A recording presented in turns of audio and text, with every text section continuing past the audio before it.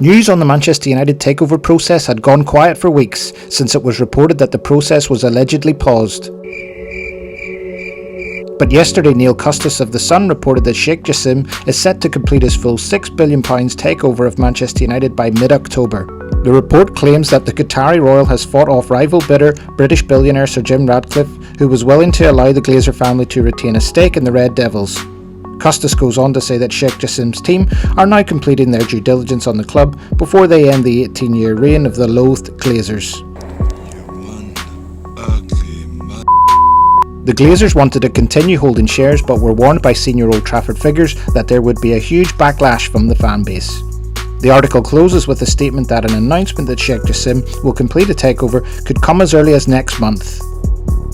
Surely you can't be serious. I am serious.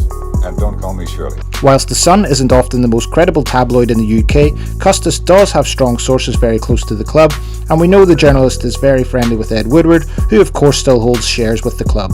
No doubt about it, Custis has gone all in on this story, and it is a very bold claim. When Custis broke the story that Manchester United had done a U-turn on the Mason Greenwood decision, there weren't many fans who took him seriously, as everyone believed he was coming back to the squad. So is there now some merit to this story that Qatar and Sheikh Jassim have now won the bid to buy the club? Some Manchester United fans, however, believe that this story is quite simply spin from the media to deflect from all the negativity of the Mason Greenwood saga and the PR disaster that ensued.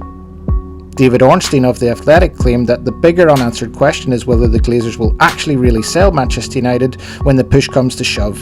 We've seen a number of false dawns going back to, I think, before the transfer window in this prolonged process. It seemed one moment the Qataris were ahead, and then the next moment it was Ineos, and then the whole process seemed to be paused. And there was a consensus that this will get some sort of resolution after the transfer window, because it's affected their transfer market, it's affected so much discourse around the club. And the big unanswered question in all of it is whether the Glazers really will sell when push comes to shove.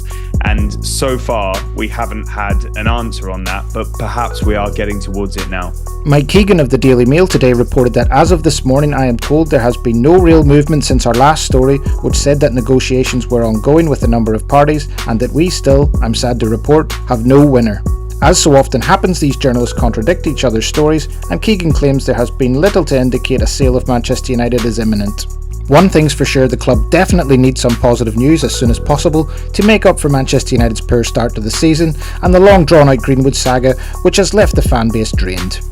Perhaps the takeover saga is also drawing to a close. However, if you want to stay updated on all the latest news on the process, please drop us a like and subscribe, and we shall see you all again soon.